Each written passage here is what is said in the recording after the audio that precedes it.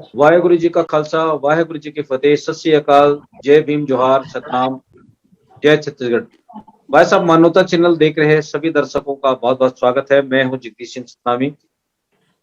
भाई साहब, मानवता चैनल में आज हमारे साथ खास मेहमान जुड़ गए हैं। डॉक्टर कृपाल सिंह साहब अमेरिका से, बहुत स्वागत है कृपाल सिंह साहब आज के इस कार्यक्रम में। हमारे साथ जसबीर भाटिया साहब जुड़ गए हैं, उनका भी बहुत स्वागत करते हैं इस कार्यक्रम में। स्वागत है जसबीर भाटिया साहब। संतोष साहू साहब जुड़ गए हैं रायपुर छत्तीसगढ़ से, उनका भी बहुत स्वागत करते हैं। हमारे साथ ये काफी देर से मेहमान जुड़े हुए हैं, जगतार सिंह साहब दिल्ली से, उनका भी बहुत बहुत स्वागत करते हैं। जगतार सिंह साहब, बहुत स्वागत है। हमारे साथ एक और मेहमान मेरे ख्याल से जुड़ गए हैं, नहीं, बस इतने ही हैं, 6 लोग हैं।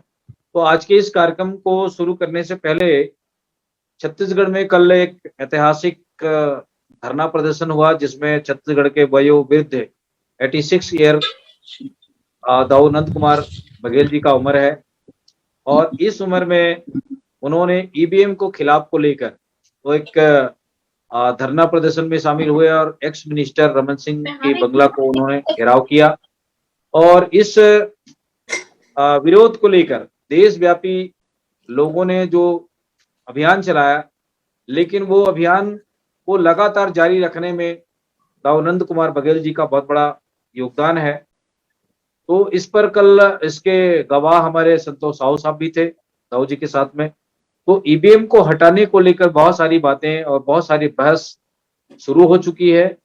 तो मैं इस पर सबसे पहला सवाल को लेकर संतोष साहू साहब के पास जाना चाहूंगा। संतोष साहू साहब, जिस ढंग से ईवीएम को लेकर देश भर में जो अभियान चल रहा है, और कल दाऊ जी ने घेराव भी किया है एक्स मिनिस्टर रमन सिंह जी के बंगले को, तो इस पर आप ईवीएम को लेकर विस्तार से बताएं। ईवीएम में क्या खामियां हैं, क्या दोषी है, और इसको लेकर के इस ईवीएम से हमारे भारत देश की लोकतांत्रिक व्यवस्था में क्या प्रभाव पड़ रहा है। संतोष साहू साहब। भाई जगदीश सिंह जी, भाई साहब, मानवता को मैं धन्यवाद देना चाहता हूं कि आप भारत में जहां चारों तरफ अनेक सामाजिक संगठनों के माध्यम से, राजनीतिक पदाधिकारियों के माध्यम से ईवीएम, इलेक्ट्रॉनिक वोटिंग मशीन के विरोध में एक माहौल बना हुआ है भारत में, और इसी के तारतम्य में माननीय दाऊ नंद कुमार बघेल जी, बाबूजी राष्ट्रीय अध्यक्ष मतदाता जागृति मंच एवं अखिल भारतीय कुर्मी किसान मजदूर महासभा के आह्वान पर 27/4/2022 को छत्तीसगढ़ की राजधानी रायपुर में एक बड़ा आंदोलन का आह्वान उन्होंने किया था। ये आंदोलन में जो मुख्य बातें थी कि भारत में अब जितने भी चुनाव हों, समस्त चुनावों में बैलेट पेपर और बैलेट बॉक्स का उपयोग किया जाए, और अभी जिस सिस्टम में चुनाव हो रहा है ईवीएम और बीबीपीएटी के माध्यम से, उसको भारत के चुनाव से बाहर किया जाए। इस बात को लेकर एक बड़ा आंदोलन था जिसमें माननीय बाबूजी नंद कुमार बघेल जी के हजारों कार्यकर्ता समर्थक पूरे प्रदेश भर से आए हुए थे, और उन्होंने हालांकि ये ज्ञापन अपने बंगला के सामने ही उन्होंने दिया, और कार्यक्रम को संबोधित करते हुए अपनी जो बात है, जो मांग है, उसको ज्ञापन के माध्यम से उन्होंने स्थानीय प्रशासन को सुपुर्द किया है। आपने जैसा कहा कि ईवीएम का विरोध क्यों हो रहा है, तो ईवीएम का विरोध का कारण है कि भारत में जब इतना लोग जानकार जागरूक नहीं थे 1980-90 के बीच में, तो पूरे देश भर में निर्दलीय जो पार्टियों से असंतुष्ट हो जाते थे, पार्टियों की नीतियों से असंतुष्ट होकर बाहर आ जाते थे, ऐसे लोग निर्दलीय चुनाव लड़ते थे, बिना दल का चुनाव लड़ते थे, जनता उनको जिताती थी। इसके लंबे रिकॉर्ड हैं कि देश भर में लोकसभा सदस्य, विधानसभा सदस्य निर्दलीय भी चुनकर आते थे। पर जब से इलेक्ट्रॉनिक वोटिंग मशीन आया है, धीरे धीरे निर्दलीय जो चुनाव लड़ने वाले लोग हैं वो नक्शे से गायब होते जा रहे हैं। क्षेत्रीय पार्टियों का हालत आप देख रहे हैं। और अभी जो चुनाव में दिखाई पड़ रहा है कि किसी भी पार्टी का, जो पार्टी बड़ा जोर शोर कर रहे हैं कि हम इतने वोट से जीतेंगे, इतने सीट लाएंगे, पर चुनाव रैलियों में, चुनावी सभाओं में लोग नहीं है। कुर्सियां 70%, 80%, 90% कुर्सियां खाली हैं। तो आखिर जीतने वाले ऐसी जिनके सभा में लोग नहीं है, रैलियों में लोग नहीं है, तो उनको मतदान कौन कर रहा है? वो कहाँ से चुनाव जीत रहे हैं? तो इन बातों को लेके भारत के आम मतदाताओं के मन में एक आशंका है कि ये मशीन, वोटिंग मशीन को बदलकर पुनः बैलेट पेपर से भारत में चुनाव हो, क्योंकि भारत अर्ध विकसित राष्ट्रों की सूची में आता है। और भारत में एक कहकर ईवीएम लाया गया था कि भारत में बहुत बड़ी जनसंख्या है, इसलिए बहुत आसानी से, बहुत जल्दी हम त्वरित चुनाव कर सकते हैं। पर भारत में देखा जा रहा है कि कई कई महीने तक चुनाव चल रहे हैं। तो ये संदेह है, बहुत गहरा संदेह है भारत के लोगों को कि ईवीएम को हटाकर बैलेट पेपर से चुनाव हो। और 2013 में जो फैसला आया था, माननीय सुब्रमण्यम स्वामी जी भारत के एक प्रख्यात वकील हैं, राज्यसभा सांसद रहे हैं, उन्होंने केस किया था और उस केस में सुप्रीम कोर्ट ने माना कि सिर्फ ईवीएम से निष्पक्ष पारदर्शी चुनाव संभव नहीं है, इसलिए इस मशीन के साथ वीवीपीएटी और जोड़ा जाए। और भारत सरकार, भारत निर्वाचन आयोग को ये मशीन जोड़ना पड़ा। पर वीवीपीएटी में जो वोट पड़े और इलेक्ट्रॉनिक मशीन ईवीएम में जो वोट पड़े और वीवीपीएटी में जो पर्ची आए, ये दोनों का भारत में मिलान नहीं हो रहा है। इलेक्ट्रॉनिक वोटिंग मशीन में कितना आंकड़ा है और उस आंकड़ा के आधार पे किस पार्टी को कितना वोट पड़ा, वो वीवीपीएटी मशीन के बॉक्स में जो कागज गिरे हैं, मतपत्र पड़े, वो दोनों का मिलान होना चाहिए। वो मिलान नहीं हो रहा है, तो कैसे प्रमाणित होगा कि ईवीएम का आंकड़ा जो है वही सेम आंकड़ा वीवीपीएटी के अंदर कागज में कैद है और उन कागजों में किस किस पार्टी के चुनाव चिन्ह कितने हैं, ये इसका अभी तक कोई सही निदान नहीं है। और ये कहा गया कि बहुत ज्यादा कागज लगता है, इसलिए ईवीएम मशीन का उपयोग करेंगे, जबकि आपको पता है कि भारत में जो अखबार है, जो डेली न्यूज़पेपर है, उसमें एक दिन में जितना कागज खर्च होता है, शायद देश में ईवीएम की जगह पे बैलेट पेपर से चुनाव कराए जाए तो इतने कागज, एक दिन का जो कागज खर्च हो रहा है अखबार के माध्यम से, उतना भी शायद कागज का खर्च नहीं होगा। तो इस तरीके से भारत में अब ईवीएम मशीन को हटाकर बैलेट पेपर से ही चुनाव कराया जाए, ये मांग प्रमुखता से पूरे राज्य ही नहीं पूरे देश में, चूंकि बाबू जी नंद कुमार बघेल अखिल भारतीय कुर्मी किसान मजदूर महासभा के राष्ट्रीय अध्यक्ष हैं और भारत की कुल जनसंख्या में लगभग 22 से 28 करोड़ के बीच में कुर्मी समाज के लोग हैं, उनके वो राष्ट्रीय अध्यक्ष हैं। बहुत बड़ी संख्या है भारत में। तो ये जो आंदोलन है ये बहुत गति पकड़ चुका है बाबूजी के नेतृत्व में। जी बहुत शुक्रिया संतोष साहब, आपके इस विषय पर आपने काफी विस्तार से बातें रखी। हम आपके पास और लौटेंगे। मैं हमारे साथ दो खास मेहमान जुड़ गए हैं, जो एक विकसित देश है America, United state of America, वहां से जसबीर भाटिया साहब हैं और कृपाल सिंह साहब हैं, और दिल्ली से हमारे साथ जगतार सिंह राणा साहब है। मैं थोड़ी सी प्रतिक्रिया जगतार सिंह राणा साहब से ले लेता हूं, उसके बाद में हमारे जो सीनियर एनालिस्ट है भाटिया साहब और कृपाल सिंह साहब, उनसे हम बात करेंगे। जगतार सिंह राणा साहब, जिस ढंग से देश के अंदर में जो ईवीएम को लेकर तमाम प्रकार की बातें जो आई है, चुनाव के दौरान कई प्रकार की गड़बड़ियां पकड़ी गई है, चाहे वो वेस्ट बंगाल का चुनाव है, चाहे उत्तर प्रदेश का चुनाव है, कई राज्यों में कई ऐसे घोटाले भी पकड़े गए हैं। तो इस बाबत जो अभी संतोष साहू जी ने कहा है, और इसका विरोध लाजिमी भी है लोकतंत्र को बचाने के लिए और देश की जनता में जो एक विश्वसनीयता जो एक धोखे की ओर जा रही है, तो इस बाबत आप अपने विचार साझी करें। सबसे पहले सभी को वाहिगुरू जी का खालसा वाहिगुरू जी की फतेह। फतेह सर। जी मैं बाबूजी की बात से, साहू जी की बात से पूरी तरह सहमत हूँ और उन्हीं की बातों को आगे बढ़ाते हुए कुछ पहलुओं के ऊपर नजर डालना चाहता हूँ। जी सारे आप पॉलिटिक्स से जुड़े हुए, राजनीति से जुड़े हुए लोग हो, समाज सेवा से जुड़े हुए लोग हो, आपको पता है कि हमारा भारत विकास के क्षेत्र में तकरीबन बहुत पीछे है। यहाँ जो जी प्लान 20-25 साल पहले आने चाहिए थे, जैसे दिल्ली में मेट्रो आई है, तो 20-25 साल अपने प्लान से भी पीछे हैं। दुनिया से तो हमारा मुकाबला छोड़ दो। इस हाँ जी सिचुएशन में जो हमारे कंप्यूटर, हमारे राजीव गांधी हमारे देश के अंदर लेके आए अपना कंप्यूटर, वो भी कहते हैं कि जी बहुत लेट हो गया था। मेट्रो बहुत लेट हो गई, कोई विकास की और योजनाएं होती है वो बहुत लेट हो गई। ईवीएम की क्या ऐसी जरूरत पड़ गई थी कि उसके बिना काम ही नहीं चल रहा था कि जी ईवीएम एट ए टाइम आ गई और बहुत जल्दी आ गई, बहुत पहले आ गई, बहुत एडवांस में आ गई। एक तो ये बात, और दूसरी बात ये ईवीएम के विरोध में माहौल बन रहा है, हम उसका पूरी तरह समर्थन करते हैं, ईवीएम का विरोध होना चाहिए।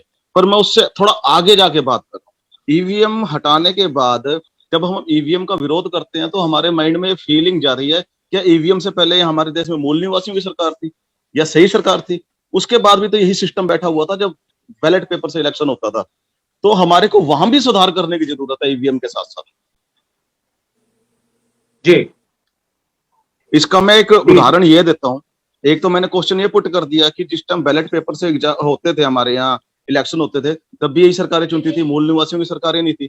और दूसरा मेरा जी क्वेश्चन ये है कि आप हिस्ट्री उठा के पढ़ो, Indira Gandhi operation blue star से पहले संत जरनैल सिंह भिंडरावाले को ऑफर देती है कि आप हमारी बातें मान जाइए तो हम आपको पंजाब का सीएम बना देंगे। अब मेरा क्वेश्चन ये है कि लोकतांत्रिक देश के अंदर पंजाब की जनता ने सीएम बनाना था या इंदिरा गांधी ने सीएम बनाना था? वहां से प्रूफ हो जाता है कि बेशक से उस टाइम बैलेट पेपर था, पर सरकारों को कोई और ऑपरेट कर रहा है।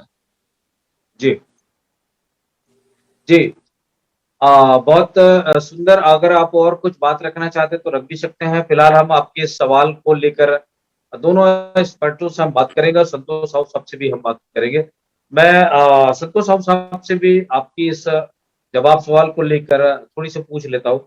संतोष साहू साहब, जिस ढंग से जगतार सिंह राणा जी ने अपनी बातें रखी है, कुछ सवाल भी दागे हैं, तो उस पर आप अपने विचार इनके सवाल के संदर्भ में रखें, संतोष साहू साहब।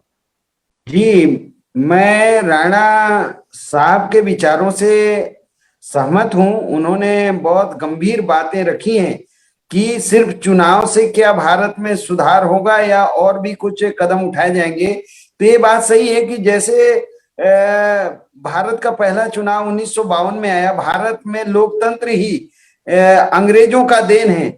गुलाम भारत में 1935 में सेकेंड इंडिया एक्ट के अंतर्गत चुनाव हुए, फिर 10 साल तक प्रतिनिधित्व संख्या के बल पर यहाँ प्रतिनिधित्व डेवलप किया गया और इसके बाद गुलाम भारत में 1946 से लेकर 1952 तक अंतरिम सरकार के प्रधानमंत्री माननीय पंडित जवाहरलाल नेहरू जी रहे।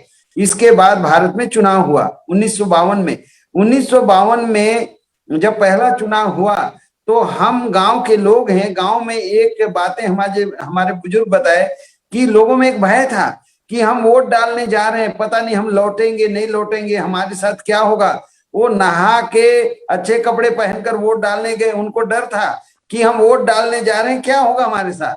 आप समझिए कितनी बड़ी ये बात है लोकतंत्र को लेकर। भारत गांव का देश है और गांव में ये बातें थी और धीरे धीरे ये चुनाव 5-5 साल होते होते यहाँ तक आया।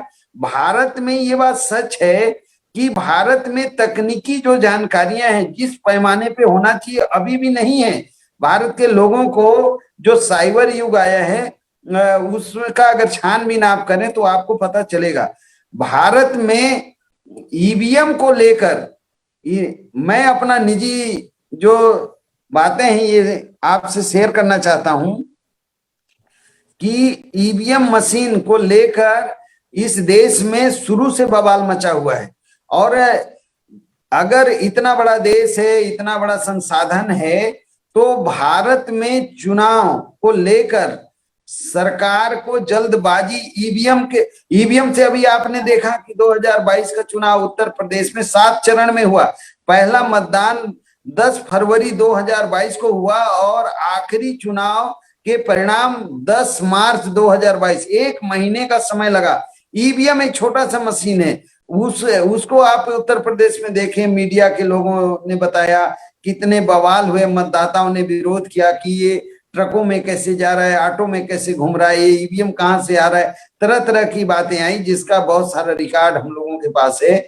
मैं आपका जो ये कार्यक्रम है इसके माध्यम से स्पष्ट रूप से संगठन के तरफ से भी कहना चाहता हूं, और माननीय बाबूजी के नेतृत्व में जो आंदोलन चल रहा है, बाबूजी पहले वे भारतीय हैं जिन्होंने ईवीएम को हटाकर बैलेट पेपर से चुनाव कराया जाए, इस विषय को लेकर महामहिम राष्ट्रपति जी भारत सरकार से इच्छा मृत्यु तक की मांग कर चुके हैं। या तो आप बैलेट पेपर से चुनाव कराएं या फिर मुझे इच्छा मृत्यु दे दें, ऐसा उन्होंने लिखित चीफ जस्टिस ऑफ इंडिया से भारत के निर्वाचन आयोग को उन्होंने पत्र व्यवहार किया, भारत के महामहिम राष्ट्रपति जी से किए, भारत के प्रधानमंत्री जी से भी पत्र व्यवहार किए। तो ये जो बात है भारत में, क्योंकि दुनिया का सबसे बेहतरीन शासन प्रणाली अगर कोई है तो लोकतंत्र है, और लोकतंत्र बहुमत के आधार पे चलता है, पर लोकतांत्रिक तरीके से चुनाव दिखाई पड़ रहे हैं, पर भारत में संख्या के अनुपात में प्रतिनिधित्व कहाँ है। सिर्फ शेड्यूल ट्राइब को पॉलिटिकल जो रिजर्वेशन है, पॉलिटिकली जो रिजर्वेशन है, वो सिर्फ शेड्यूल ट्राइब को है। बैकवर्ड का आप प्रतिनिधित्व को देखिए कि उसका क्या हश्र हो रहा है। तो जिनका संख्या, जिन मतदाताओं की संख्या बहुत कम है, वो भारत को चला रहे हैं, राज्यों को चला रहे हैं, और जिनका बहुत बड़ा संख्या है वो लोगों का हालत, वो भूखमरी, गरीबी, बेरोजगारी, बेकारी, तरह तरह की यातनाओं में वो जकड़े हुए हैं। और लोकतंत्र अगर है, बहुमत का शासन होना चाहिए। लोकतांत्रिक प्रणाली का सिद्धांत ये है कि जिसका बहुमत होगा उसका राज होगा। तो भारत में बहुमत schedule caste, schedule tribe, backward और माइनॉरिटी के लोगों का है, तो उनका राज कहाँ है? एक बड़ा सवाल देश के अंदर चल रहा है। मैं आपके माध्यम से कहना चाहता हूं कि चुनाव, अगर आप मुझे समय दें तो जो कल का आंदोलन था वो मैं कुछ बातों के ऊपर आपको बताना चाहता हूं। ये जिस विषय को रखा गया है सरकार के सामने, भारत सरकार के सामने, स्थानीय प्रशासन के माध्यम से पत्र व्यवहार किया गया है, वो जो पॉइंट है वो बहुत खास है। ईवीएम और वीवीपैट के कार्य करने के संबंध में देश के समस्त जिलाधिकारियों से 18 से लेकर 21 बिंदुओं पर जानकारी मांगी गई है। चूंकि समयाभाव है इसलिए मैं वो पॉइंट को नहीं बता सकता आपको, लेकिन मुख्य बात मैं आपके सामने रखना चाहता हूं आपके मीडिया के माध्यम से। और एक बात रखा गया कि देश भर के मुख्य निर्वाचन अधिकारियों से यही सूचना मांगी गई, उसका जवाब भी जो आया है सबका रिकॉर्ड रखा गया है। ईवीएम और वीवीपैट किसी भी सरकारी, गैर सरकारी और अंतरराष्ट्रीय मान्यता प्राप्त संस्था से प्रमाणित है या नहीं है, इसके लिए भी आरटीआई, भारत में जो कानून है सूचना का अधिकार, उसके तहत मांगा गया है। उसमें भी अलग अलग जवाब आई हैं, वो भी रिकॉर्ड में है। फिर भारत निर्वाचन आयोग का ईवीएम और वीवीपैट की प्रमाणिकता पर जो सवाल खड़े किए थे उसका जो जवाब आया है, वो जवाब भी हम लोगों के पास सुरक्षित है, जो अलग अलग जवाब आए हैं। तो ईवीएम और वीवीपैट की प्रमाणिकता पर जो निर्माता कंपनी है वो अलग अलग जवाब किस तरीके से दिए हैं वो भी है, उसको सार्वजनिक हम लोग करेंगे। ईवीएम और वीवीपैट निर्माता कंपनी भारत इलेक्ट्रॉनिक लिमिटेड का ईवीएम की प्रमाणिकता प्रमाण पत्र का जवाब वो जो दिए हैं उसके बारे में भी महामहिम राष्ट्रपति जी को जानकारी भेजी गई है। ईवीएम और वीवीपैट निर्माता कंपनी ECIL ने ईवीएम की प्रमाणिकता जो है उसका प्रमाण पत्र के बारे में इलेक्ट्रॉनिक लिमिटेड कंपनी से अलग ही जवाब दिया है, उसकी भी जानकारी भेजी गई है। मैं आपको मोटे तौर पे कहना चाहता हूं कि भारत निर्वाचन आयोग ईवीएम और वीवीपैट निर्माता कंपनियों भारत इलेक्ट्रॉनिक लिमिटेड और ECIL द्वारा दिए गए एक ही सवाल के अलग अलग जवाब जो आए हैं उसके ऊपर फिर कभी चर्चा होगी तो विस्तार से जानकारी एक दूसरे को साझा करेंगे।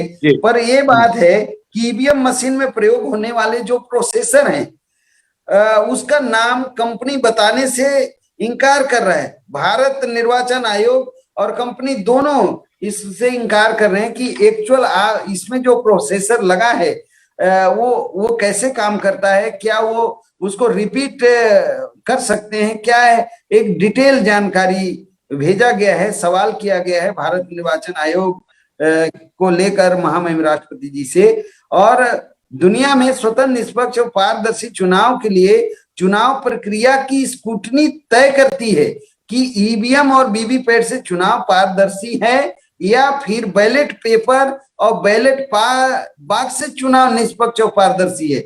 इस पर भी बहुत सारी जानकारी समाज को दिया जा रहा है कि जिसका हम भौतिक सत्यापन कर सकते हैं वो क्या है, और जो ईवीएम है वो उसके जानकार लोगों के ऊपर पूरा सरकार निर्भर है। वो कौन लोग हैं?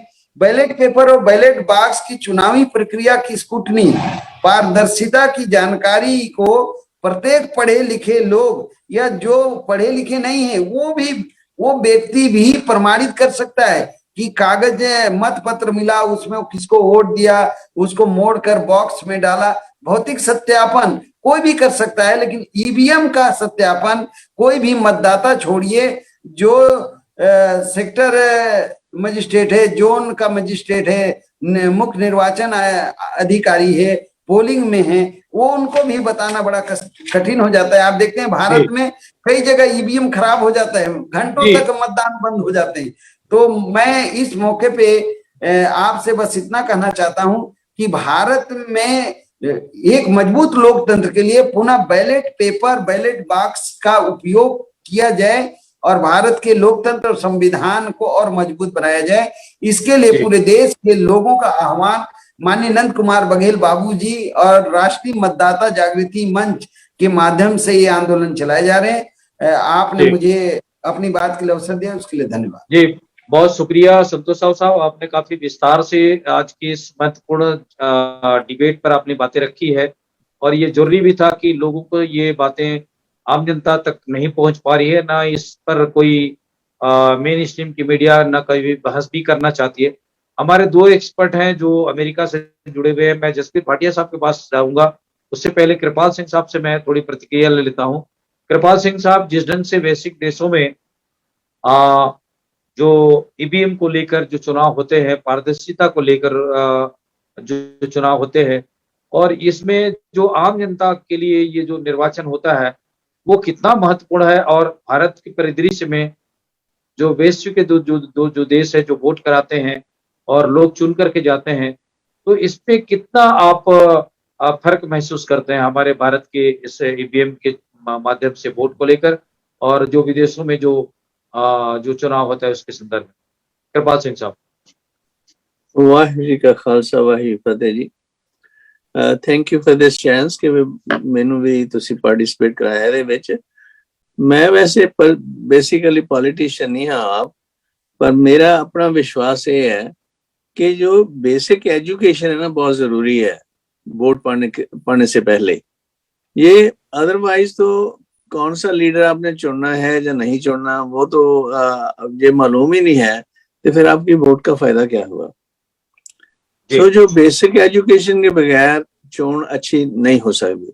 दूजे पासे जो ईवीएम मशीन या एनी काइंड ऑफ मशीन्स ने, they are really commercial situation, they are not reliable, they are used more from a benefit point of view कि भाई जो लोग उन्होंने इंपोर्ट करते ने, जो उन्होंने ऑपरेट करते ने, उन्होंने दे ਉਹ किस्म ਦਾ पैसे माया जो है उसमें मैनिपुलेट करने का सोर्स है। वो ये नहीं है कि भाई वो बैठ रहे हैं पेपर बैलेट से, जहाँ पेपर बैलेट्स बैठ रहे हैं मशीन से।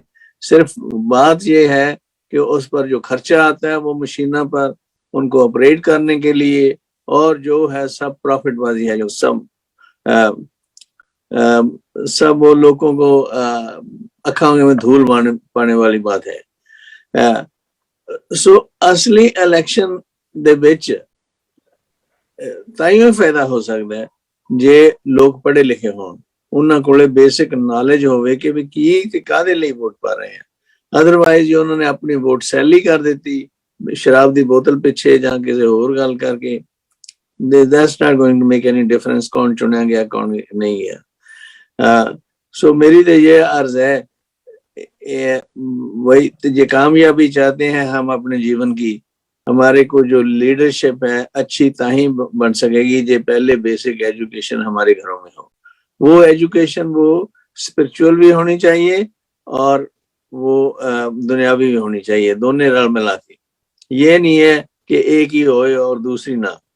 जो भी लोग तरक्की का कर सकते हैं उनके को एथिक या मॉरल बेस होना बहुत जरूरी है। अदरवाइज विदाउट दैट जो मर्जी आप गलने बातें करी जाइए, कोई तरक्की का साधन पैदा नहीं हो सकता। थैंक यू जी, शुक्रिया कृपाल सिंह साहब। मैं जसबीर भाटिया साहब के पास फिर से लौटना चाहूंगा। जसबीर भाटिया साहब, आज की इस महत्वपूर्ण चर्चा पर जिस ढंग से ईवीएम को लेकर काफी भारत में बहस छिड़ी हुई है और इस पर लगातार जनता की ओर से मांग भी की जा रही है, तो आप जो अमेरिका के जो वैश्विक देश है वहां पे जो चुनाव होते हैं वो भारत के संदर्भ में कितना अंतर समझ में आता है? वाही खालसा वाही फतेह, सत श्री अकाल, फतेह साहब। नमस्कार, सतनाम। नवाज साहब मानवता को बहुत धन्यवाद देना चाहता हूं कि उन्होंने ये समय इस बड़े ही महत्वपूर्ण सब्जेक्ट के ऊपर, विषय के ऊपर लगाया है आज, और उसके ऊपर चर्चा हो रही है, क्योंकि ये देश के भविष्य का क्वेश्चन है, उसके भविष्य का सवाल है। और इस बातों में जो मैंने सुनी है उसमें कई सवाल पैदा हुए हैं, कई सवाल खड़े किए गए हैं। साहू साहब ने बड़े ही विस्तार से इसके बारे में बताया है, और मैं तो चाहता था उनको और समय दिया जाए ताकि और भी विस्तार से जो हुआ है उसके बारे में बताएं, और अगर जब भी समय हो तो फिर उनको कहने का मौका दिया जाए। जी। लेकिन सबसे बड़ी बात है भ्रष्टाचार और राजनीतिक जागृति। अब हम जानते हैं कि हिंदुस्तान में भ्रष्टाचार की कमी नहीं है, तो दूसरी तरफ राजनीतिक जागृति नहीं है, तो दोनों की वजह से जो है वो सिस्टम काम नहीं करेगा। अब जो ईवीएम है, इलेक्ट्रॉनिक वोटिंग मशीन, उसमें ये नहीं फर्क पड़ता है कि उसमें प्रोसेसर कौन सा लगा हुआ है, वो तो एक डम डिवाइस है, क्योंकि ये जितनी मशीनें हैं वो सब कंप्यूटर प्रोग्रामिंग से चलती हैं। जी। उन से प्रोग्राम किया गया है, उसमें आप कई कुछ भ्रष्टाचार गलतियां जानबूझ के ऐसा कर सकते हैं जिसके हिसाब से जो वोट जो है सही वोट है, किसको जाना है वो नहीं जाता, उसको मैनिपुलेट किया जा सकता है, उसको गड़बड़ किया जा सकता है। तो जो प्रोग्राम है ना, जो प्रोग्राम, कंप्यूटर प्रोग्राम जो उसमें चिप में भरा होता है, उसकी सबसे बड़ी बात है। और जब वो इलेक्ट्रॉनिक मशीन से जो वोट डलता है, आगे जाके फिर जो काउंटिंग होती है, जो वो उसको भी इलेक्ट्रॉनिकली प्रोसेस करते हैं, उसमें भी घपला हो सकता है, क्योंकि उसमें कोई ट्रेल तो है नहीं। जो कागज है, कागज के ऊपर गलती नहीं, जो आप जिसको आपने वोट दिया उसी के ऊपर वोट जाना जाएगा। तो ये दोनों बातें हैं। जैसे डॉक्टर कृपाल सिंह जी ने कहा कि शिक्षा नहीं है, मेरी शिक्षा से मेरा मतलब है जो राजनीतिक जागृति।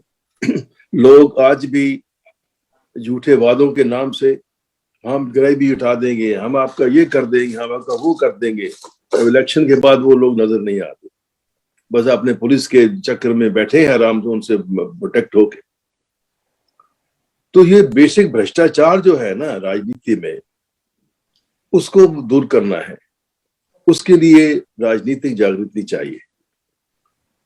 और ईवीएम जो, जैसे मैंने कहा पहले प्रोग्राम शुरू होने से पहले, कि इवन यूनाइटेड स्टेट्स में, यूएसए में भी आज अभी भी बैलेट पेपर जो है, बैलेट पेपर से चुनाव होता है। लेकिन बैलेट पेपर को जब लोग अपना भर देते हैं, अपने जो चॉइसेस हैं उनकी, जो उनकी सिलेक्शंस हैं, जो उन्होंने चुना है, उसको फिर एक काउंटिंग मशीन में डाल देते हैं। वो सिर्फ देख लेता है अभी किसने किसको वोट दिया है, वो उसको चेंज नहीं कर सकता। वो गिनती फिर जो है जाके इकट्ठी हो जाती है। तो कितने लाखों करोड़ों कागजों को गिनना जो है वो इतना आसान नहीं है, बहुत लंबा प्रोसेस है। लेकिन जो बेसिक जो चुनाव है वो पेपर से ही होता है। तो इसमें भ्रष्टाचार के चांसेस बहुत बहुत कम हो जाते हैं। तो इसलिए जो है इलेक्ट्रॉनिक मशीन भारत के लिए अभी सूटेबल नहीं है, और चूंकि जब तक लोग जागृत नहीं होंगे तब तक समझ नहीं पाएंगे किसको वोट देना है। जनता अनपढ़ है, गरीब है, उनको कई किस्म के झांसे दे दिए जाते हैं, पैसे का लालच दे दिया, कुछ दे दिया, या किसी को जबरदस्ती डरा के उनसे वोट ले लिया। पिछली जनरल में क्या हो रहा था, हमने सुना है यहाँ बैठे हुए कि बीजेपी के जो वर्कर हैं, जा के लोग वो धमकाते हैं, अगर नहीं डाला तो हम ये कर देंगे आपके साथ। तो ये बातें जो हैं, इससे कभी चुनाव डेमोक्रेसी नहीं चल सकती। डेमोक्रेसी सिर्फ एक पढ़े लिखे, ईमानदार और जिम्मेदार लोगों का राज्य है, और वो हमारे देश में अभी नहीं है।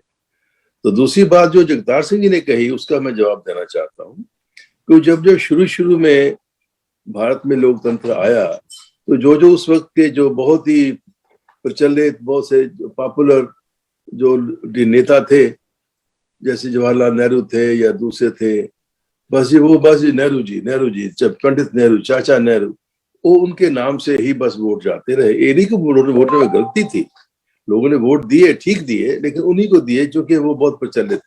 जो आदिवासी दूसरे लोग अभी वो राजनीति की तरफ से जागरूक नहीं थे, उनको पता नहीं था भाई ये सब कैसा लोकतंत्र होता क्या।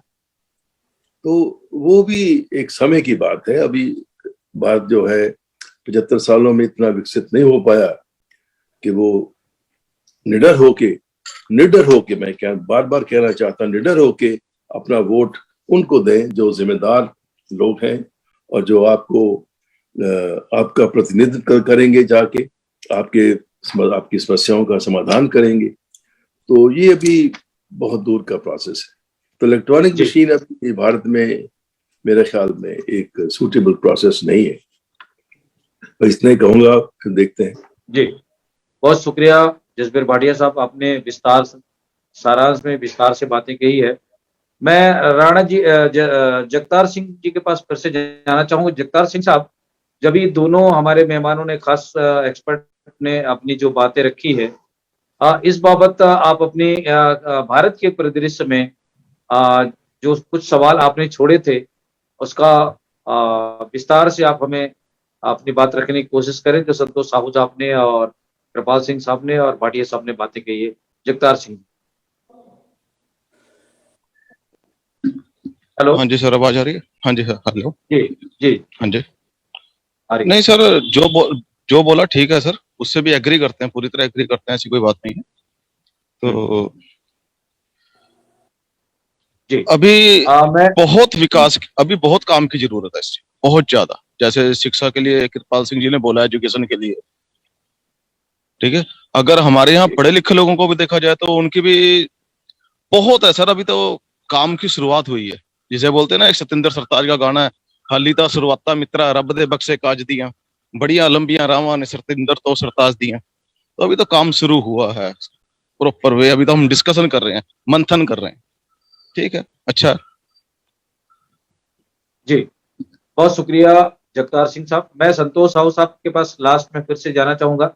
संतोष साहू साहब, आप तमाम राज्यों में दाऊ जी के साथ में संघर्ष में शामिल है, और इसको लेकर जो आम जनता के अंदर में क्या फीडबैक है और उनकी बातों को सरकार क्यों दरकिनार करना चाह रही है, तो इस पर आप थोड़ी सी और भी हमारे देखने सुनने वालों को, दर्शकों को इस पर विस्तार से प्रकाश डालें।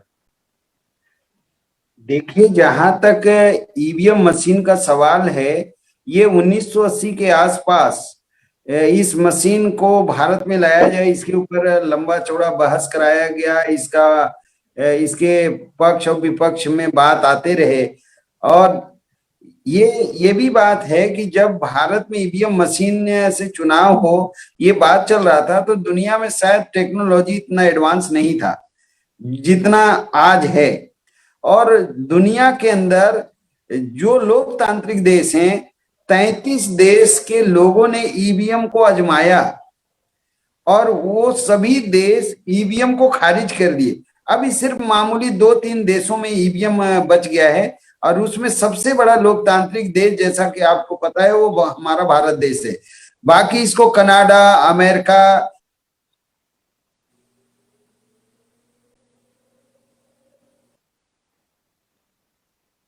स्वतंत्र और पारदर्शी चुनाव में डाउट है।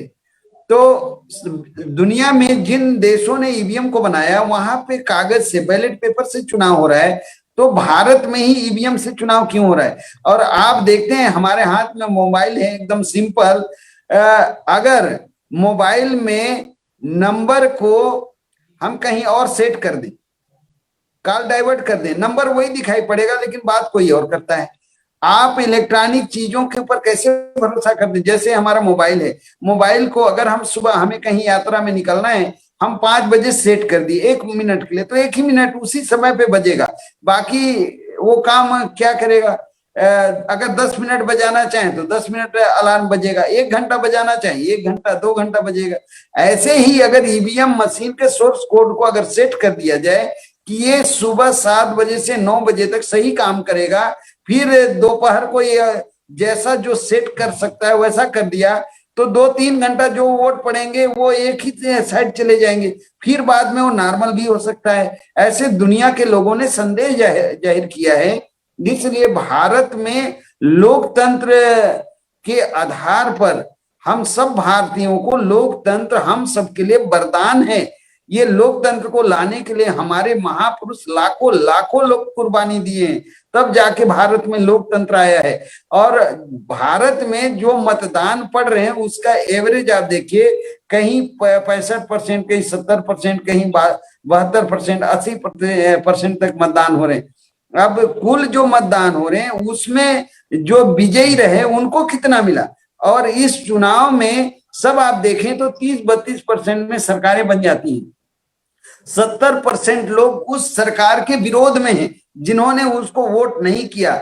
और इतनी बड़ी संख्या अगर देश के सड़कों पे आ रहे हैं, न्यायालयों में अर्जी लगा रहे हैं, महामहिम राष्ट्रपति जी से अनुरोध कर रहे हैं, भारत निर्वाचन आयोग के पास पीछे 21 राजनीतिक पार्टी के प्रमुख लोग जाकर ये निवेदन किए कि भारत में अब सभी चुनाव बैलेट पेपर से कराए जाएं, ऐसा पूरा रिकॉर्ड की बात है। तो ऐसी स्थिति में ईवीएम मशीन को बनाने वाले देश अगर इससे चुनाव नहीं करा रहे हैं, तो भारत में बिना देर किए बैलेट बॉक्स से ही चुनाव की प्रक्रिया शुरू होनी चाहिए।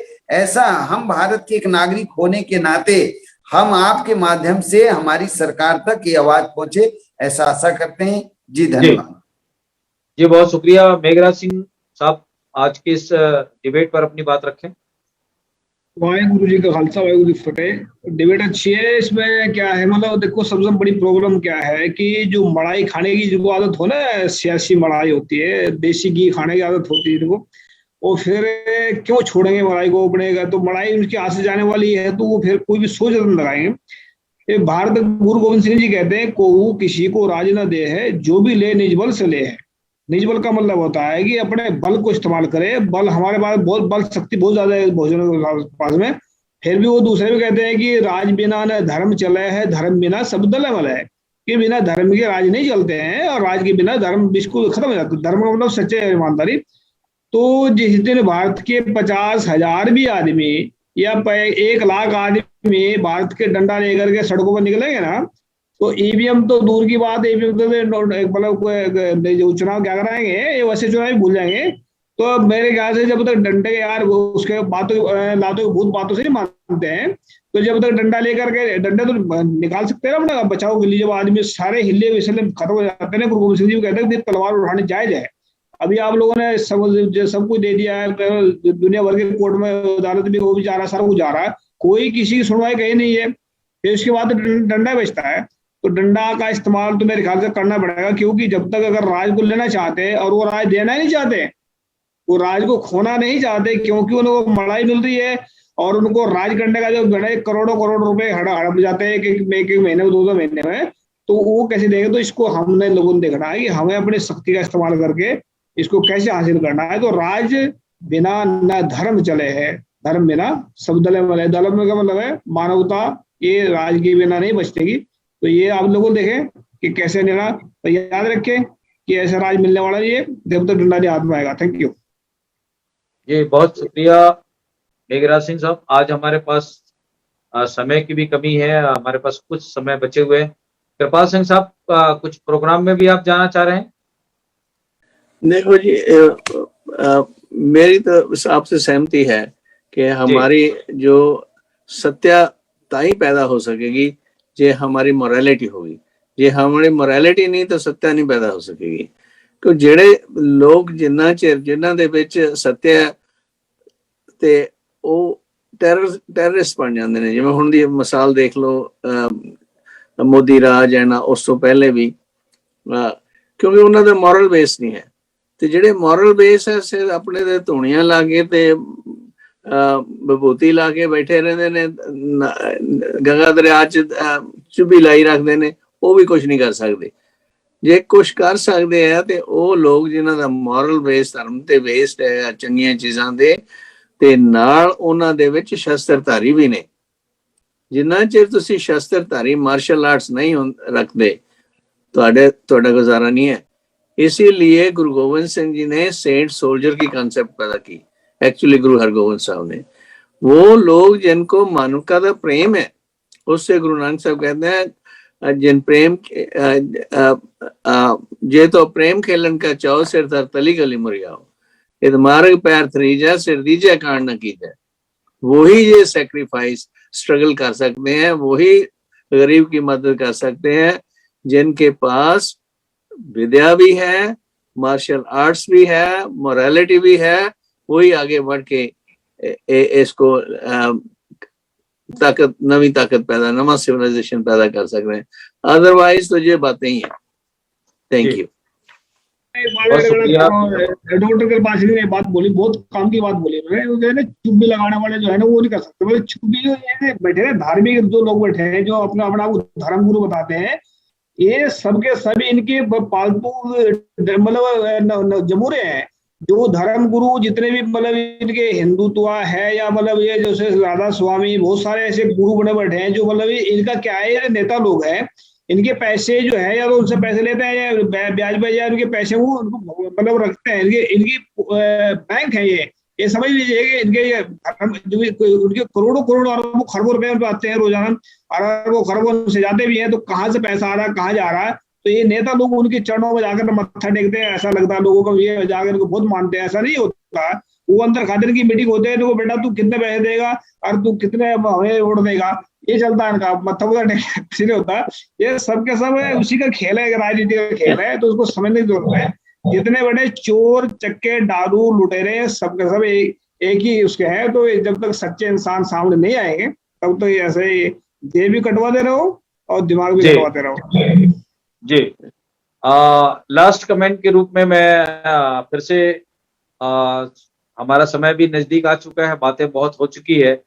तो मैं सभी मेहमानों से चाहूंगा कि सारांश के रूप में अगर कोई बात रखना चाहते हैं तो आज के इस कार्यक्रम को अंतिम कंक्लूजन के रूप में अपनी बात रख सकते हैं। उसके बाद हम कार्यक्रम खत्म करेंगे।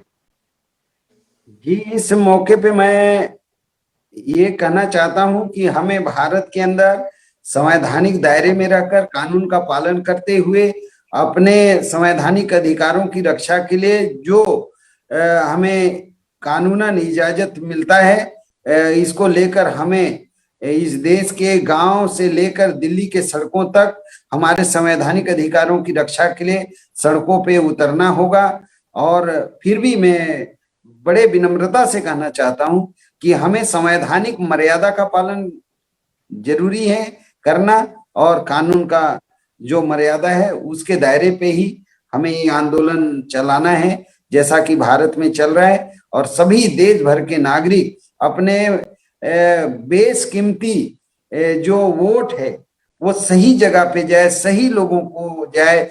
निष्पक्ष, स्वतंत्र और पारदर्शी चुनाव भारत के सभी क्षेत्रों में हो, चाहे वो स्थानीय निकाय हो, नगरीय निकाय हो, विधानसभा हो, लोकसभा हो या राष्ट्रपति का चुनाव हो। जो भी भारत में चुनाव हो उसमें हमारा वोट हमारे पुरखों ने बड़े जतन से हमारे पीढ़ी को सौंपा है। हम भी अपने पीढ़ी को निष्पक्ष, पारदर्शी, स्वतंत्र चुनाव इस देश में हो और मजबूत लोकतंत्र बने, इसके लिए सभी लोग एकजुट होकर कार्य करेंगे। और पुनः मैं आपके माध्यम से ये कहना चाहता हूं कि भारत में ईवीएम मशीन को हटाकर बैलेट पेपर से भारत सरकार अब आगामी समस्त चुनाव कराएंगे, ऐसा हम आशा करते हैं, हमारी मांग है। बहुत बहुत धन्यवाद जी। तो आज के इस कार्यक्रम में जुड़े डॉक्टर कृपाल सिंह साहब का भी स्पेशल धन्यवाद करता हूँ, और जसबीर भाटिया साहब का, और जगतार सिंह राणा साहब का, मेघराज जी का, और आज के इस कार्यक्रम के स्पॉन्सर कृपाल सिंह साहब का, जो समय समय पर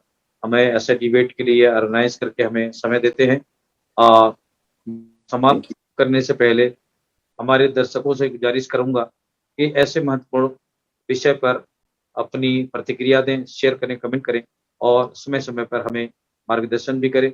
ये चैनल आपकी अपनी आवाज है, लोगों की आवाज है, वॉइस ऑफ मानवता चैनल पूरे देश की जनता की आवाज है। मैं आज के इस कार्यक्रम को यही समाप्त करता हूँ। सभी मेहमानों का बहुत बहुत धन्यवाद। वाहिगुरु जी का खालसा, वाहिगुरु जी की फतेह। वाहिगुरु जी की वाहिगुरु जी की फतेह। जी।